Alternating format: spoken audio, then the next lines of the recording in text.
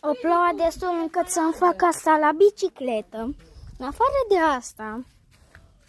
de asta, stați să mă murdărească. Nu știu dacă...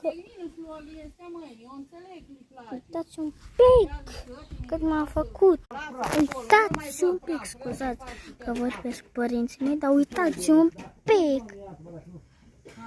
Uitați un pic. Aici e rugină. Dar uitați, bă. Deci am încercat să urc. Am plouat și cu viață. Uitați un pic. Uitați.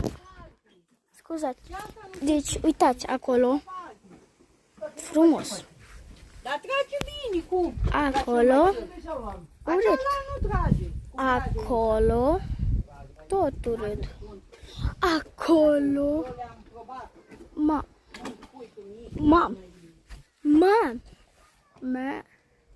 Nu știu că nu prea se vede pe cameră, dar asta e. Hai. Bă, uitați un pic cât ai sus. Uitați un pic. Holy fuck. Mai. Ne vedem la ultimul video. Cred că o să mă vedeți noroi. Plin de noroi.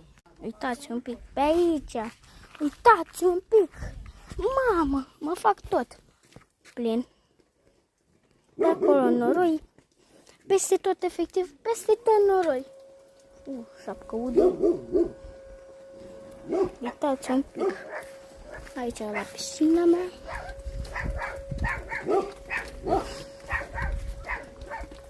Să nu cadă în cap.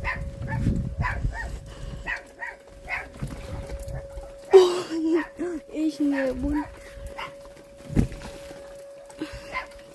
Cred că mai bine ne depărtăm.